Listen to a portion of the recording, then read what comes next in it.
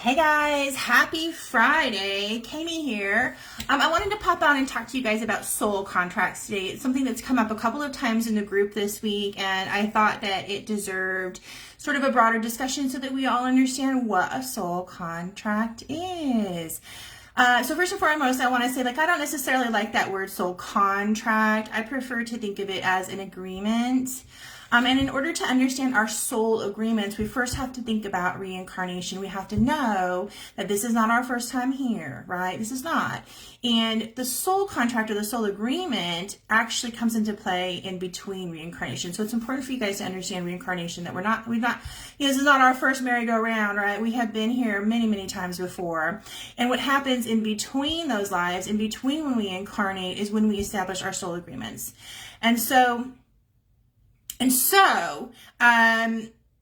Gosh, I got lost for a second here. And so soul contracts are agreements with other souls to carry out certain interactions, no matter how mundane or large, right? That's what an agreement, a soul contract or an agreement is. We have many, many, many of those in our lifetimes. They can be, the homeless man on the corner that kind of touches your life for that day and gives you, a bit of information that you need.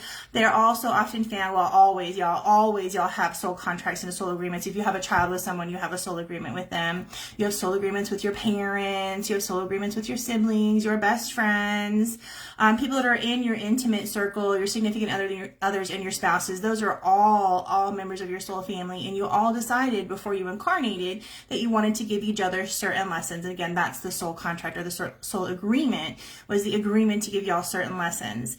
Another thing that's interesting about soul contracts too is we can have them with animals. And so you guys have heard me talk often about a heart animal. Those are animals that come along to give you heart healing.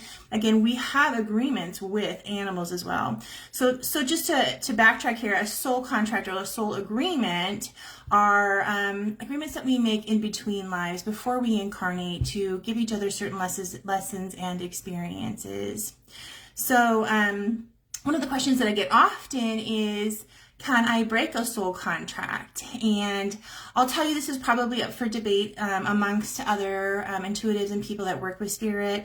My understanding is that the only way to break, I'm not talking about ending, I'm not talking about it naturally ending, but to break a soul contract is to cease your life. Otherwise, your soul contracts just continue to do this. So how do you know when one is over? They generally naturally dissipate, either through death or people moving on, our lessons kind of complete. I like to stick with the parent example. So generally that soul contract that you have with the other parent to produce a life and to raise a life is over when that work is done, right? But from my perspective, the only way to break a soul contract is to end your life. I think there's probably a lot of other folks that have a lot of other thoughts on that. I've heard discussions about breaking contracts with various things, and I just don't subscribe to that. That's just not been my experience with spirit. So guys, I wanted to pop on just really quickly and share with you about soul contracts. Again, there's been a lot of discussion about that in the group. They are agreements between souls to carry out certain actions and experiences before we incarnate. So drop your comments. I'm curious to know if you knew about soul contracts. I'm curious to know if you know who you have soul contracts with in your lifetime now. I have many, of course, many right now. So I'm sure that you do too. Okay guys, so I hope that you have a great Friday. I hope that you found this useful and helpful, and I will be seeing you around.